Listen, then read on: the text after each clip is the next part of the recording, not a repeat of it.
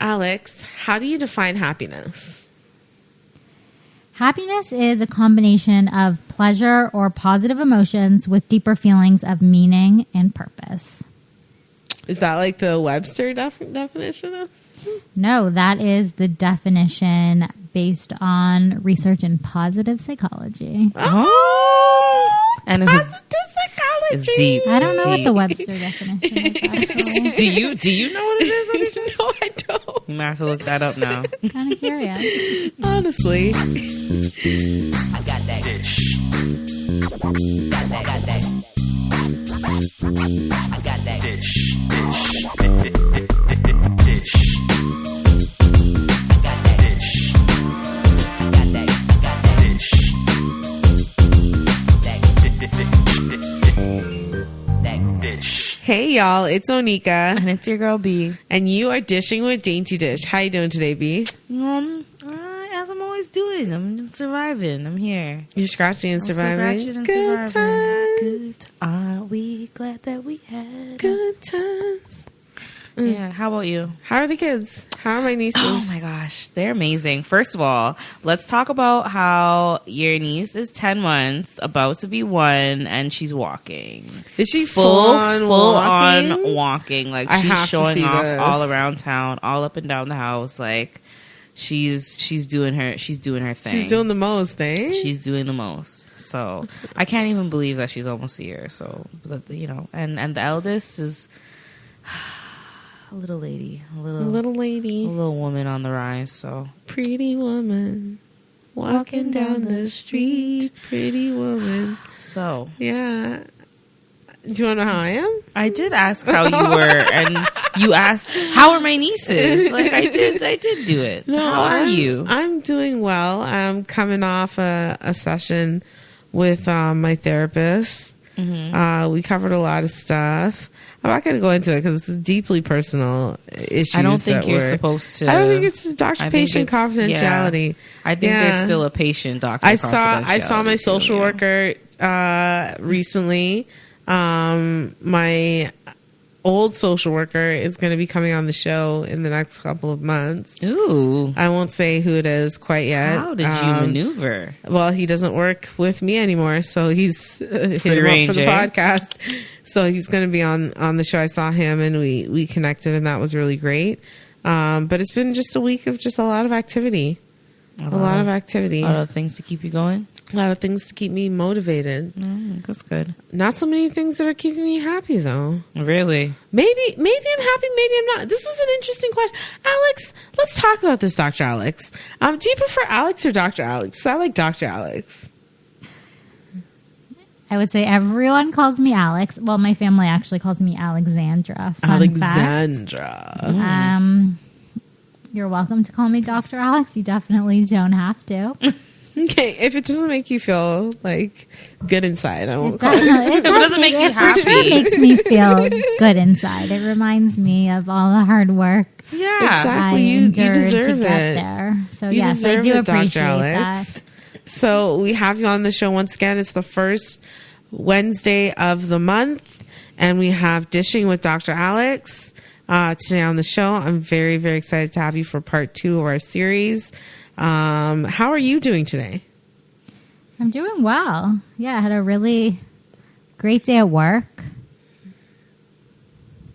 My team won a CEO award, which is pretty cool. What? Not my team in particular. It was actually a large team from various parts of the organization. So that was very cool. Is that like cool. one of those like It's like a principal's honor roll. I was gonna say like those glass plaques, like you know when like the BB Business Awards or something like that. The company has they give out awards to individuals, to groups. So there were a lot of people on this team. Whether or not we'll all get a plaque, I'm not sure. But Yeah, but you know, like sometimes you go into like establishments and they have like those nice glass plaques. Yeah. So I was wondering. Yeah. Okay. You must have been happy for that. yeah, definitely very, very cool to be a part of this big project. And everything went successfully in the project? Yeah, It did. That's why you won an award. Exactly. That's why you won an award. All right, all right. But as per usual, we have the Newsflash coming at you. So today's Newsflash is happiness related. Your happiness is more likely to hit rock bottom at age 47.2. I have 10 more 0.2 years. What is 0.2 of a year? I don't even know if it's like 2 months into it, or I don't know what 42.2 means. 47.2. Is that like when you have your midlife crisis? Apparently, the new research from David Bachflower, an economics professor at Dartmouth College, he recently released 2 working papers that examined the level of happiness and unhappiness over a person's lifetime. So the data was from 500,000 individuals in 132 countries, and he found happiness for people in advanced countries bottomed out at 47.2, but in developing nations bottomed out at 48.2. Yeah, like this is very disturbing. But he did say that it goes back up. Like sure. Later on in life. So the happiness curve theory basically is happiness levels fall the first decade of adulthood, makes sense, and then hits bottom in our late 40s and 50s, makes sense, before rebounding upwards. So does he explain why it bottoms at 47.2? Well, I didn't get a clear explanation as why it bottoms out at 47.2, but he did say that it rebounds for 3 reasons. You learn to readjust your expectations of yourself. Then you learn to appreciate success when you see others who haven't achieved as much, which is pretty bad. It's terrible, but it's true. It's true. Yeah. I want to go back to that point, just about the relationship between a success and happiness. But that's interesting. Cheerful people live longer in general. That's what he found. And we talked about that in our episode last week about how remember this study about the nuns, the nuns who last reported month's episode, more positive content lived significantly longer than those who didn't have as many positive journal entries. Yeah, I don't know. This seems like A low number? 47. I have 10 more years to be happy, and then I bottom out, and then I don't catch myself back till I'm in my 60s or 70s. Crisis years. What do Those you are the want? midlife crisis years. That's what It's it's a real basically thing. saying. I That's mean, what if he you think addressed about in it, the that's article. probably when people become empty nesters. Yeah. Kids are leaving the homes. So that's Life's hitting definitely hard. tough. You've been in the same job for a while. You're probably 15 reflecting years. on, what do you want to do for the rest of your career? Are you happy doing this? So when people start reflecting. Probably thinking, do I have the finances to travel like the retirees do? Some of them, because some of them, do you not see some of them at Walmart? And I feel so bad. I'll be like hearing, they don't have enough for retirement funds, so they have to keep working. What past Walmart are retirement. you going to? The one in the one in the East End. Oh, like this people that work there are The telling people you that this? like the people you see it like the greeters, the people stocking shelves. Oh my like these are people gosh. past retirement age, but past 47. Sometimes people just want something to do, though. Well, that's true, but Yeah, Yeah, work sometimes people keeps you need busy. work to fulfill their lives. I know I've heard as a fact that there's a lot of people now that can't retire happily because they can't afford they to. can't afford to. So For sure. yes, you see those people working most times. People that don't need to be working are working.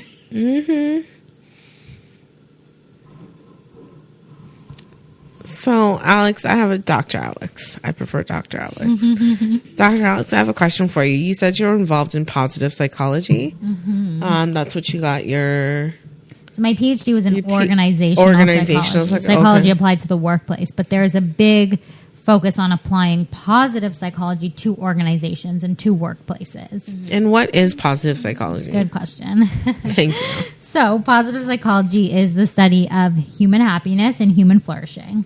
So while traditionally psychology focused on pathology and diagnosing mental illness, so getting people from a negative state, so a place where they're feeling anxious or depressed, and getting them to a more neutral state, positive psychology actually flips the focus by focusing on promoting well-being. So if you're in that neutral state, you're getting through the day-to-day, how do you actually move to a positive state or a flourishing state?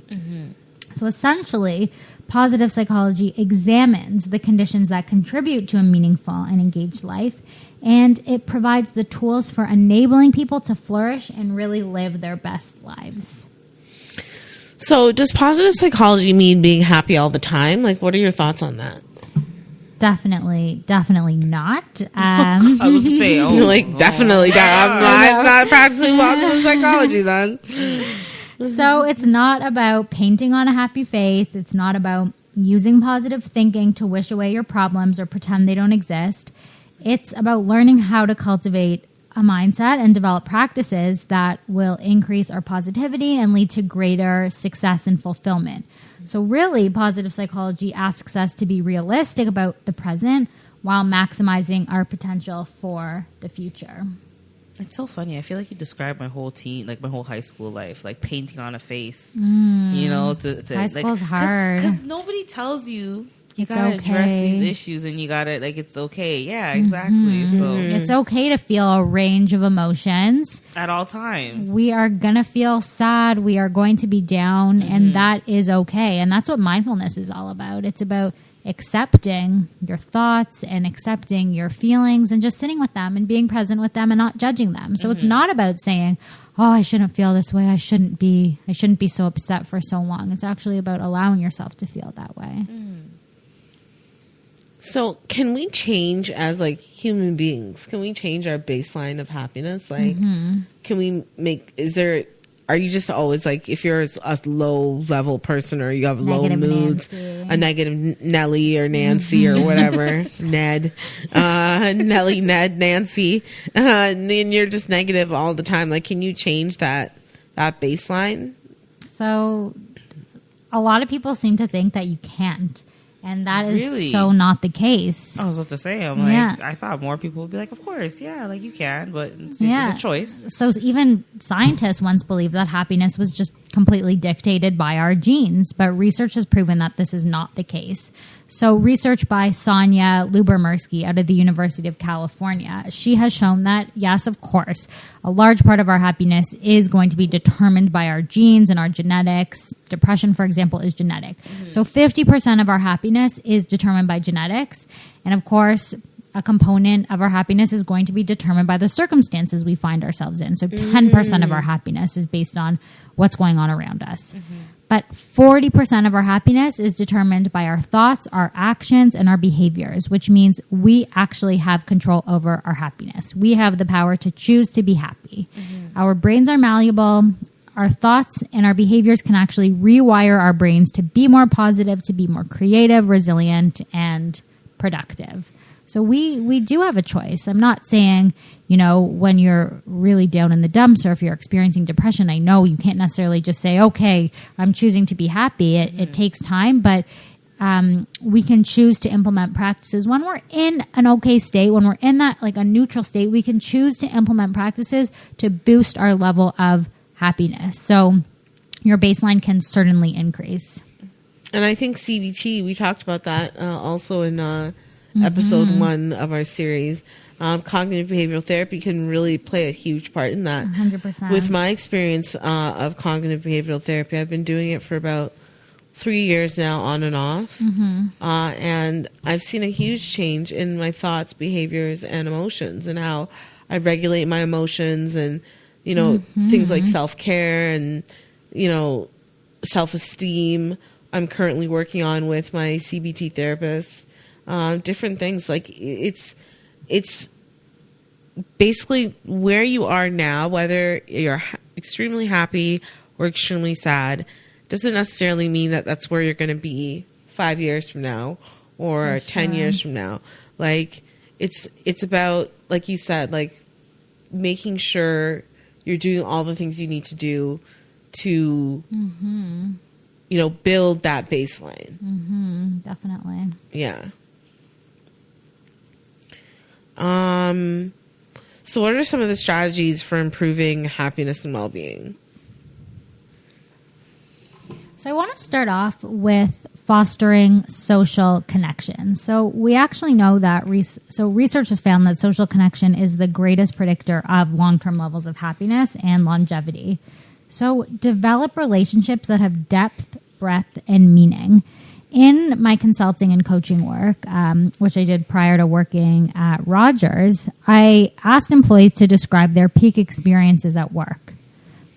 So if I asked you, tell me about a moment at work where you really felt invigorated and flourishing. I've already primed you for the answer, but what comes to mind? Well, I work as a peer support specialist as well as a podcaster. So I'm going to do both. In the peer support specialist realm, just being able to facilitate a course. Like there's potentially 13 to 14 people per every course. And just getting through that course and having an engaged conversation with my members. Conversation. Yeah, engaged conversations with my members, as well as, knowing that they're coming out of it better than they were coming into it. And I was a part of that. So that would definitely be for peer support work. And then for the podcast is having conversations like this as well, where we're engaged and, we're here and we're learning about something new, something that's not even new, but we're learning it from a different angle and a different perspective. So I would say like this moment right here as well. Exactly. Like you stole the words, took them right out of my mouth. So when I've met with clients, so in my consulting, in my coaching work, the clients typically refer to experiences involving others, such as great conversations with mentors or leaders, opportunities to coach and develop others, and social events, or chats by the water cooler. And I totally agree. It's having these conversations. So make the time to build connections at work and to foster social relationships. Human beings have a deep longing to be seen and to be valued and to connect with others. We're wired to connect. True. So that's where I would say we need to start. I actually want to tell you a little bit about some research by a woman named Jane Dudden from the University of Michigan Business School. So she coins the term high-quality connections. High-quality connections include any point of contact with another person.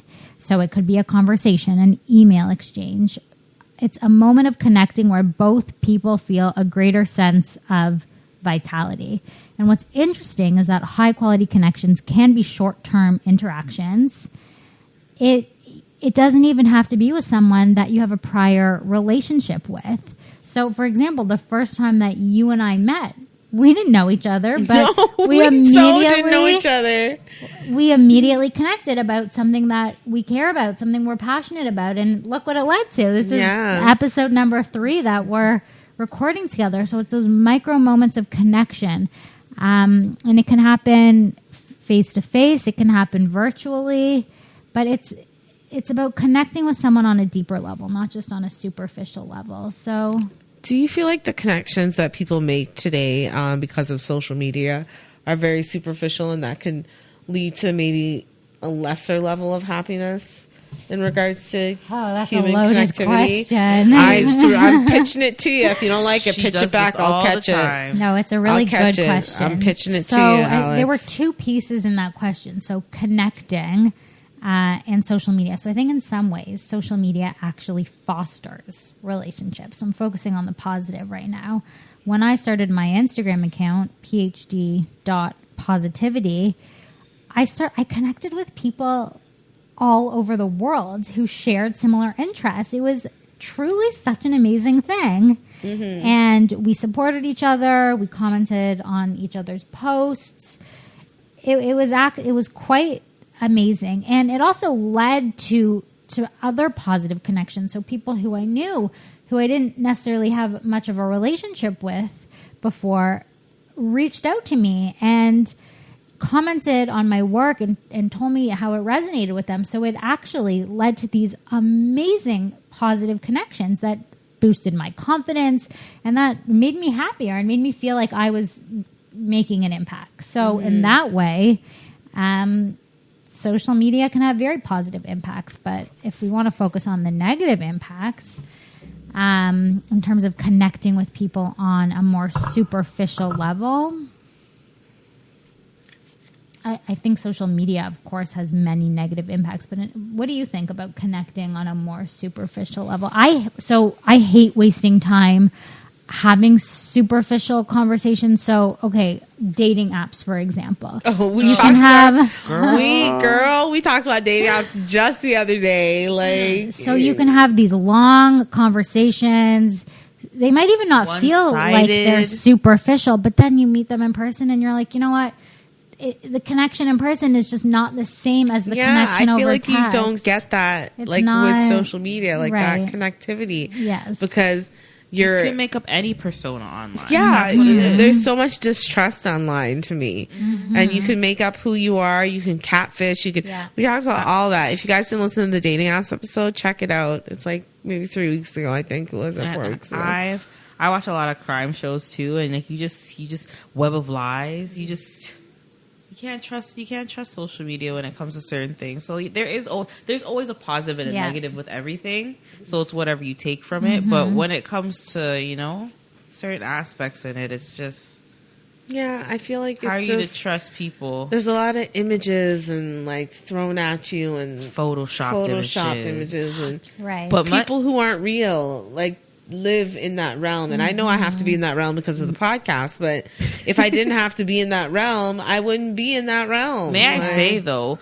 with the whole being, photoshopped and pictures like that, like they are now deciding to do like labeling pictures that are manipulated to letting people on Instagram know like, oh, this is not a real picture, it's manipulated. Instagram is going to do that? Yeah, it's going to do that. So it's almost like maybe they're trying to build on the positivity and like the happiness in people because they took away the likes. You can't see how much likes. Yeah, that was a positive. That was a positive that Instagram did. You can't there's something else that they took away, like what is it? Oh, I think you can't go on like people's following and like see certain things on their following or their followers or something like that. Like they're changing things to make it social media not be so negative when it comes to like people sitting down all day and being like, oh, I wish I looked like this person, or oh, I want FOMO that, and FOMO. So I actually deleted, and I have 2 phones, a personal phone and a work phone. I'm planning to get rid of one, but I deleted Instagram off of the phone that I use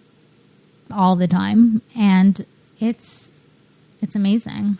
I literally it's refreshing. Rarely check it. It's refreshing. I actually have a friend. I'm going to shout her out right now, Miss Parker, and she changed her name because she just got married. Can't remember specifically how to say it, but she actually came off of social media for 63 days. Wow. Like she just completely went like blacklisted. And I was concerned. I was like, where did my girl go? I miss seeing her posts. I miss seeing her Instagram. I miss being in her life even though I'm not physically there.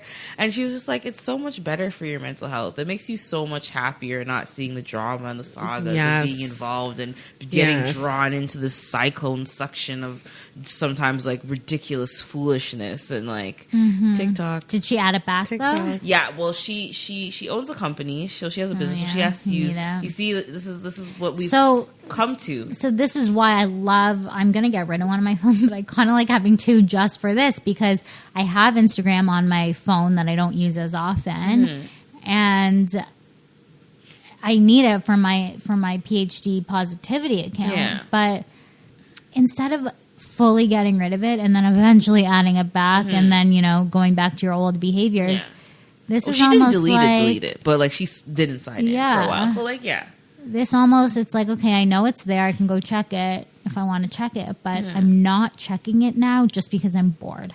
Yeah. I'd rather go Which read, is where like, the cyclone comes in, where you're just on there for hours and hours. Mm-hmm. Yeah. So, both B and I lead pretty busy lives. she has her kids. I have all of this that I do. Podcast, work, my They're book. both equal. They're both That's equal. what we're trying to go with. Yeah, they're both equal. They're both equal. You have your as babies, important. I have my babies. babies. She has her babies.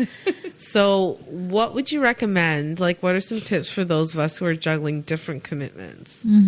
Like, what would you, to maintain our happiness, what would you recommend? So I would say block certain activities into your calendar. So what kind of self-care activities do you like to engage in? And what do you find? Mud mask? I don't do it. My self-care regimen's completely thrown off. Give me like 6 more months and I'll tell you what I'm doing, because I want to go back to that point about, I'll do it in 6 months. Yeah, we'll touch on that in a second. Okay. But like, I mud mask now. I read. Okay. I do a lot. I work a lot though. Like, if I'm not at work, I'm doing this. Right. So what this about is not like self-care. Exercise or meditating Okay. or journaling where? I meditate. I do Okay. meditate. I journal. Yeah. I don't journal every day unless it's my gratitude journal. Oh, okay, that's good. And then I keep a food diary journal as that's well. amazing. So these are things that are actually quite difficult to do. When Yeah, you're really I don't busy. do And any it of sounds that. like you're doing it. I have fallen off in the last 2 weeks. So let's with talk them. about the falling off and how to ensure you don't fall off. And I mean, we all do. Yeah, I fell off for the last 2 Everyone weeks. does. So I think it's important to block these activities into your calendar, just like you would schedule a meeting, and treat them as priorities. And don't necessarily set up the expectation that you need to do something for a long period of time. So you're talking to me. So, like going to the gym, don't tell yourself you have to go for an hour every day. Even if you start with a 10-minute walk, like something super brief, or if you want to get into meditating, it doesn't mean you have to start by doing 45 minutes a day. Give yourself 2 minutes each day and do it. No one can argue we don't have 2 minutes. We all spend 2 minutes on social something media. like in the drive-through. On TikTok. I spent Yeah, 15 exactly. getting to my daughter's school, so I mean, shoot, Exactly. So block these things into your calendar. So I think I mentioned this when we recorded our last episode. So when I was in school, I was working from home. My schedule was very flexible. And I would look at the gym schedule and pick a class. And, I would go. Sometimes I wouldn't go. And I always worried, well, when am I going to work out when I have a job? I'm definitely not doing 6 a.m. classes. Like, I'm not a morning person. And after work, I'm going to be exhausted. But now it's become part of my routine and a part of my schedule. So when I'm working in Brampton, I will go to a 5:15 class at the gym at my office. 5:15 p.m. I was Did about to say AM. Did I say AM? No. No, I was about to say, girl, you mean AM or PM? No way. A 5:15 p.m. class after work. And, I go because I'm not leaving at that hour. I'm not leaving in rush hour. And I have no excuse. So it's become a part of my routine. And once it becomes a part of your routine, it's a lot more easier. Can I just ask, is it true that it takes 21 days to build a habit? 21 days, yes. Is it? Okay. Exactly. 21 days. Yes, yeah. I've always heard that, and I thought it was Dr. Alex would know. You're It's so 21. right. I'm gonna try to see that. You gotta. I'm start starting. steps. I'm starting February 1st, and I know I shouldn't. I live that meme. No, because cousin Dana, who has been on the show, who will probably be back at some point or another. She's going to be my accountability partner. I have a cousin who's going to be good. She lives in the East End, but she's like, send me your schedule, like your workout schedule. She's like, send me your workout schedule, and I'm gonna just be on you about it. Like, if you say you're gonna exercise 5 times a week, then that's what I'm gonna expect you to do. But don't start with 5 times a week. Start with 2 times a week, or once. or once, or 5 times a week, but 10 minutes a day, and then continue to build up. I just told my man, I was like, yo, listen, I don't know if I'm going to be able to work out like I should, because I had a baby. It's been a year, but as long as I could get those Megan Thee Stallion knees, whether it's a day or 2 or whatever to work out, as long as I know my knees are agile, You know? Whose knees? Megan Thee Stallion. Do Listen, those we'll talk squats about and her. lunges. Megan Thee Stallion. Yo, she be doing some moves where her knees, you're like, she's bionic. Okay, so as long as my Megan knees Thee can get Stallion. I don't bionic, know who that is. check her out. I will have to. You'll have to give me the spelling of that one. I will. But like, yeah, you got to make those little goals. Forget about the time in the gym. Like, Exactly. as long as let my knees burn for 5 minutes, I'll get up. Like, all right, we'll shoot for 8 tomorrow. So have you heard of SMART goals? I feel like I've heard of it, but I don't know what it is specifically. Yeah. Measurable, attainable, reliable, You said it and to me. timely. You said it to me. I knew I SMART goals. I say realistic for Realistic? R, but some people might say reliable. I think it is realistic, actually. I think I was But wrong. That was Timely. Okay, so other than that, I it do was SMART goals perfect. at work all the time, and I always forget the R. So I've come up with my own acronym. I feel like I should trademark this. You definitely should. So I don't even know what it is yet, and you should. you'll probably be able to help me figure this out. So our goals shouldn't only be smart; they need to be wise. So W stands for well-being. So think about how your goal is going to promote your well-being. Mm-hmm. I stands for insight. In working towards achieving your goals, what are you learning about yourself? What insight are you gaining? Or maybe you're gaining insight about others. S is for significant. How is your goal meaningful? When our goal is meaningful, we're much more likely to be motivated to work towards achieving it. And E stands for energized. Do you feel energized when you're working towards your goal? So it might be hard to, get up and go to the gym, but after you've finished at the gym, or you've written in your gratitude journal for 5 days, how do you feel at the end of the week? Do you feel energized? Do you feel energetic? Motivated to do it again. Invigorated. That's going to help us achieve our I would like goals. to take this wise goal that you have and make it into a meme and put it on my Instagram. I'm just letting you know that's what I would like to do. And I think you should Well, trademark I need it. to trademark trademark it it first. first. Trademark it First. first. I like wise, so let me know when I can use that. will. Let me know. What is the easiest? Okay, so we talked about this a little bit, but what is the easiest way that someone can improve their well-being? Would you say wise is the easiest way? Well, I think WISE is an acronym to help with goal setting, to reflect on how your goal contributes to your well-being vision. I've been hearing a lot about well-being visions lately, which is pretty cool.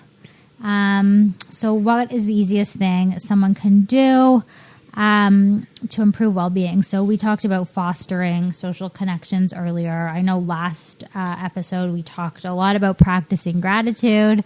And yes, by the way, when you practice gratitude for 21 days, research shows you can rewire a pessimistic brain to become more positive. See, all our listeners, if you're pessimistic, 21 days. 21 days. 21 days. But I think at the end of the day, the easiest thing to do to improve your well-being, do what makes you happy. So if I were to ask you, what makes you happy, or what is happiness? For me, How do you answer that? I honestly don't know. I feel like being sane is happiness for me. Like knowing what I go through in my lifetime in regards to my bipolar. So being sane is happiness. Being loved and loving right back is happiness. And giving back to my community, through this podcast and through the things that I do in the community for mental health advocacy, that's happiness too. And I know those are all things that I do. Do you know what I mean? They make you happy. They make me happy, but it's kind of weird because I asked it was so funny. I asked Dylan Casey on the Dylan Casey episode for Bell Let's Talk. I asked him the final question I asked him was, "Who are you today?" Right? And he was like, I don't know how to answer that. And he's like, "Who are you today?" He asked me the question back. He threw it right back at me. And everything I said was a descriptor of what I do. Right? It was like, I'm a peer support specialist. I'm a podcaster. I'm a writer. Though. Yeah, those are all great things, but it doesn't necessarily define Dictate who your I am or happiness. dictate my happiness. These things cause as much happiness as they do stress sometimes. That's true. But overall, I think I'm a happy person. I just can't necessarily define what that happiness looks like or feels like. I just know that it exists in my heart. I think if you took the time to actually write down how you were feeling when you were doing something that made you happy, you would be able to define it. But you are correct. When I ask people, what does happiness mean to you?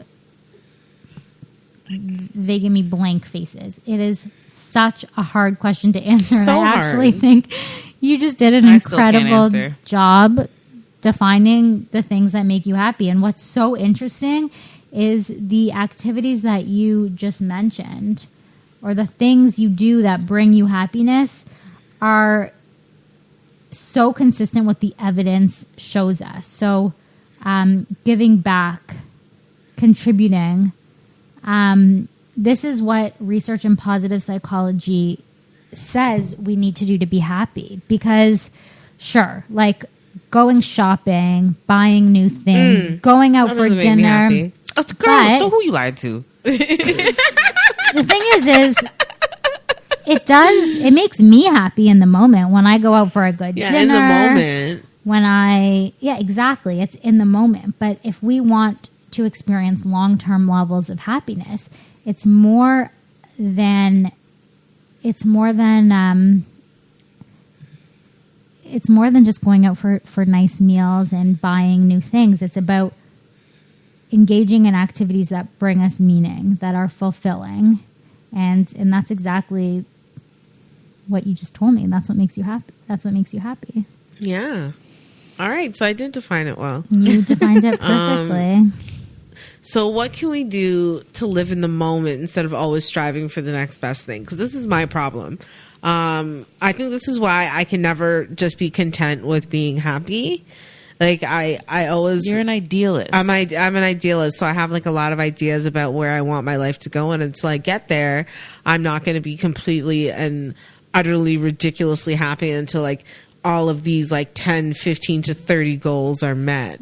You know, so that's kind of how That's when I'll be happy. Like that's why it was so hard for me to define happiness to you just now. Though you said I did a good job, it was difficult to define it because like I'm not as happy as I know that I could be or that I will be in the future. Also a tough question. So there's two things here. So one thing you've mentioned is it sounds like, you know, you'll be fully happy, you'll be fully content once you've reached a certain level of success. So I want to talk about that. And then the other piece was, what do we do to live in the moment? So let's focus on the first piece about success and happiness. So that what you're expressing is actually very common. A lot of people think, you know, if we work hard now, it's eventually going to pay off. If we work hard, it will lead to success, and then we'll be happy. But what we actually know from the research in positive psychology is that happiness is at the center and success revolves around it. So if you're doing what makes you happy, you're actually much more likely to be successful. When we're engaging in activities that make us happy, positive emotions flood our brains with chemicals called dopamine and serotonin. These chemicals make us feel good, and they actually impact our ability to think. They impact our memory, our creativity, our ability to innovate. So when we're doing things that make us happy, we're actually much more likely to be successful. Research with hundreds of thousands of people has shown that happiness leads to success in nearly every domain of our lives. So whether that's our relationships, our health, our friendships, our involvement in community, our creativity, our work. When we are happy, we are so much more likely to be successful. So it's about noticing those momentary blips of positivity that pepper our lives each and every day. So we really need to focus on how we feel from day to day as opposed to focusing on here's what I need to do to be happy. So that leads into your second question, which is how do we live in the moment and be happy with what we have currently? And I think that goes, that's where we have to talk a little bit about mindfulness. So you said you meditate a little bit? Do. I do meditate a little bit. More so at the end of last year because I have a Muse meditation headset. Oh my God, do? I have a muse. It's dying on me. It only does 15 minutes at a time now, but I also do Insight Timer. What's that? Insight Timer is a meditation app. You might want to look into getting it. It's got a lot of guided like over 300,000, I think, meditations or something like that. So I use Insight Timer. I haven't really been meditating in the last, since I've been back from Christmas. It's been hard to get back into a routine. But yeah, I do meditate generally on a pretty regular basis, especially to get to sleep. Wow, I really want to look into that app. I love the Breathe app. The Breathe? I've heard It's about called that. Breathe, App. BREETHE. They also, I don't know how many guided meditations they have, but they have a ton on any subject you could possibly think of. So it might be about stress or anxiety or relationships or friendships or your body, work, anything. So I planned on meditating tonight because my back is hurting. Meditation is definitely very helpful for chronic pain. Yeah, that's what I was planning on doing tonight when this little session is over. Yeah, but anyway, I wonder if hypnotherapy is considered meditation. Is it? I only ask because I've seen people do hypnobirths where they're meditating through labor. So that's why. That sounds really hard. Yeah, I honestly, I knew I was getting an epidural for my second one. I wasn't trying to do the foolishness. I tried the water thing. It wasn't happening. And I've seen women, they listen to meditation things and they just breathe through it. So maybe it's about being mindful. Yeah. I was giving gonna birth, ask. actually paying attention to what you're feeling. Your body's feeling. Exactly. It is. I don't know who invented it. I don't know what study it came from, but you could be so you can be mindful during any activity, any moment of life. Through labor pains. I don't know if that's the time. You need that epidural. Yeah, I need that. But anyways, the reason I brought up meditation is because we were talking about how do we live in the moment instead of constantly striving for the next best thing? How do we just live in the moment and appreciate what we have? And that goes back to this idea of mindfulness. And a lot of people wonder what is the difference between mindfulness and meditation. So mindfulness refers to present moment awareness without judgment. It's a way of living. So if you feel like you're running on autopilot or that positive moments are passing you by, which I'm sure we can all relate to, most definitely, you would benefit from building a mindfulness practice. Now, meditation is a practice that actually supports mindfulness. So meditating allows us to build that muscle so that we can use it in the heat of the moment and be in a more mindful place. So I know for me, when I have a consistent meditation practice, I feel more mindful when I'm eating. For me, I really, really enjoy food. Oh, I do too. And, Speak on it. Eat to the point where my go. stomach hurts. But Not gonna lie. yeah, I'm going to have dinner after this. A late dinner. But when I have this consistent meditation practice, I actually find that I'm more mindful when I'm eating, which is interesting. Which you're actually supposed to be more mindful when you're eating. Apparently you enjoy your food way more. I do. Yeah. I had to be mindful, now that I'm trying to, this whole cigarette thing has been an issue for me for a while now, as you all know. I had someone at my workplace, one of the members, tell me, be mindful when you smoke a cigarette because take it in for what it is, what you're doing to your when body. You're smoking it, what you're doing to your body. Think about what you're doing to your body. Think about the sensation and the feeling. And he goes and let it, every time you smoke a cigarette, have that mindfulness, that sense of mindfulness in what you're doing, and it will help you get to your ultimate goal, which is quitting. Right. So I thought that was a pretty interesting way of putting that. Yeah. It's very interesting. So if happiness means, and I'm not sure if happiness means finding your calling. I think it does mean finding your calling. It can mean finding your calling. And I view my work as my calling, me personally. And I don't know, what do you view as your calling? It was my calling? Yeah. I don't know. You don't know what it is quite yet, but you know you have one. I know right? I have one. I know I'm making my way downtown. You make your way in the world today. It takes everything you got. It takes everything. I think personally, my calling is just being a creative. outlet. Like I do That's so amazing. many creative things. She does always wandering. Ton of I stuff do- for the show. I do cakes. I do graphics. I do Wow. anything that's like DIYs. Like I'm just so my calling's coming. You know, it's coming. Yeah, it's on its way. It's on its I way. think we have to redefine what a calling is. So when you think of a calling, how do you define that? Like a calling, I feel like is like something that I thoroughly enjoy, like something I could see myself doing for the rest Something of my that life. brings so, you happiness. So, like you see how we were talking about, people aren't as happy by the age of 47. Like point two, like I want to be happy. Like I feel like I've been through.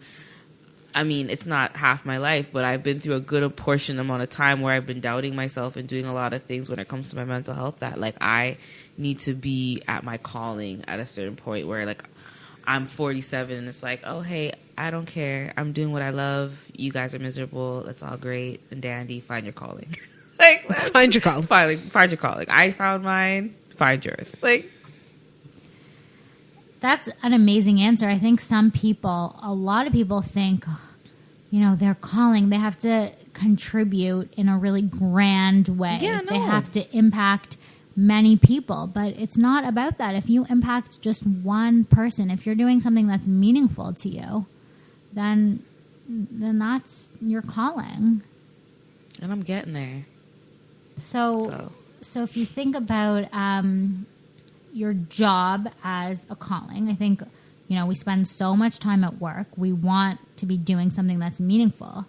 Something that's super interesting is that it doesn't actually matter what your job is. At the end of the day, it's based on how you are defining the impact of your work. So there are doctors who see their work just as a job, and there are janitors who actually see their work as a calling. It's about how you view your work. So if you're a janitor and you are cleaning the floors to prevent people from slipping and hurting themselves, or if you're a janitor working in a hospital and you take the time to interact with patients, then if you actually define your work as the impact you're having and as the meaning that comes from your work, you're a lot more likely to see your work as a calling. So it's the impact behind almost what you're doing. Impact or meaning or joy. Like how does what you're doing, is it contributing? Do you feel joy? Yeah, when I'm creative, I feel joy. Like I feel it's an outlet for me. Yeah. So yeah. So what do you do when you're having a bad day? What do I In do regards to when I'm happiness, having like to a find your bad happiness. day? Yeah. I'd like some advice on this because I think I have some bad days ahead of me. Why do you? I think I have some bad days ahead of me. How are you gonna say that just like that? Like, how are you putting negative energy out there just like that? I'm not trying to put negative energy out there. I just feel like a bad Burn day is some coming because I've had sage. too many good ones. No. Oh, you feel like the other shoe's gonna drop? The other It's shoe's gonna drop. I feel that What way do you sometimes do? too. First of all, I don't think it works like that, where if you're having a lot of good days, it means bad days are coming. Let's focus on, you know, what's going well. Thank you, Dr. Alex. Tell her again. And continuing to engage in and implement positive practices for when things don't go well. I mean, of course you're going to have bad days, but you're not going to have a bad day because you've been having good days. But Wow. it's normal to Fair. have bad days. That's so what do fair. I do? That's So fair. let's, you know, get real here. I'm not like, you know what? It's funny because my Instagram account is called phd.positivity, and I have, you know, friends. My friend's mom calls me Miss Positivity, and I think it gives off this impression that I'm always positive. And actually, the opposite is true. Like, my family will tell you that's so not the case. And the reason that this is all so important to me and why I care about this and why this is what I do for a living is because I need to engage in positive practices to feel good. I've had lots of challenging times in my life and anxiety. So these are really important for me because I'm probably not as naturally resilient. My baseline level of resilience might be a little bit lower, actually. So when I'm having a bad day, I'm not necessarily able to, I don't get through it right away, and I allow myself to have that bad day and to feel whatever it is I'm feeling. I have a negative coping strategy. For me, it was always taking naps. Now I love a good nap. Now I don't have that. Luxury. I was gonna say luxury, but to be honest, I'm happy I don't have that anymore because it was a negative coping mechanism. It's counterproductive. You don't get anything done, and then you feel even worse. Yeah. So, but I definitely allow myself to feel bad and recognize that it's okay. But I also tell myself, because I know now that I know I'm going to get through this, assuming it's nothing horribly traumatic that's happened. When we're talking about, the stressors of everyday life, I tell myself I've had these bad days before and I'll get through them like I've gotten through them in the past, and I give myself time to feel bad. And then when I'm starting to feel a bit better, that's when I really try to implement these positive practices we've been talking about, like journaling. So when I journal, I write a lot down. I write about the negative things that are happening. I write about why I'm going to be able to get through it. And then I write down the positive things that happen to me and what I'm grateful for. That's really good. So that's for sure what works best for me. But I also should be getting back into a meditation practice because I know how beneficial it is, even if it doesn't feel like it is when you're doing it. That's the difference. Journaling and writing down things that you're grateful for, a lot of the time, maybe not all the time, but a lot of the time you actually feel good in the process. Whereas meditating, for me, no, you know what? For some people, they do feel good, but for me, it doesn't make me feel good. If anything, I actually am like, oh, this is so hard for me. Why can't it's I? It's not an automatic answer, focused? But it's the practice. So it doesn't necessarily have to feel good in the moment. Just like exercising, if you're lifting really heavy weights, like, oh, this hurts so much, but you're going to feel better after. So after those muscles rip and they heal back, you come back stronger than ever. We shall see. Well, thank you, Dr. Alex, for once again having a wonderful conversation with us, dishing with us on happiness. Thank you. Very I'm much so appreciate happy it. to be here. Happy. Because I'm happy I belong, if you know. I thought I was the music person. You've really been on the ball. I've been on the ball. I've taught you well. I've taught you really well. You know the Farrell song, Happiness. Yeah. So thank you so much again, as I said, for coming on the show. You will be on next month for a different topic at a different time. We don't know what that topic is. Yeah, different topic. Same bat time, same bat channel, different topic. Yeah, but if you want to reach Dr. Alex to ask her any questions on happiness or how you can improve your level of happiness, or just, if you're having a bad day and you want some advice from her, Dr. Alex, tell them how they can reach you on Instagram. phd.positivity. Perfect. And B, let them know how they can reach us if they want to reach out, give a shout out, say hello, what's up, how you doing? So if you guys would like to reach us, you can reach us at dysh@daintydysh.com. That is dysh@daintydysh.com. And if you are listening to us on Apple Podcasts, give us 5, deserve 5. And if you're listening to us on any other streaming platforms, thank you so very, very much. Like, share, and subscribe. And if you are looking to get in contact with any of us through social media, my social media handle is thatmuvabad. That's ThatMuvabadxo. And if you're looking to get a hold of Onika, hers is at Best of Onika. That's BESTOFONIKA. Yes, and that is all. And no Dainty Dish. Oh my gosh! You'll get it, girl. Don't worry. I'll get it. And please follow us on our Instagram page. We are developing it, and it is Dainty Dish Podcast. That's DAINTY DYSHPODCAST. I should have been a spelling bee champion. Yes, girl, you should have been. All right. Again, thank you so much, Dr. Alex. We will hit you up next month. Thank you. Can't wait to be back here. That has been the dish of the day, and I hope y'all have yourselves a very, very, very happy hump day.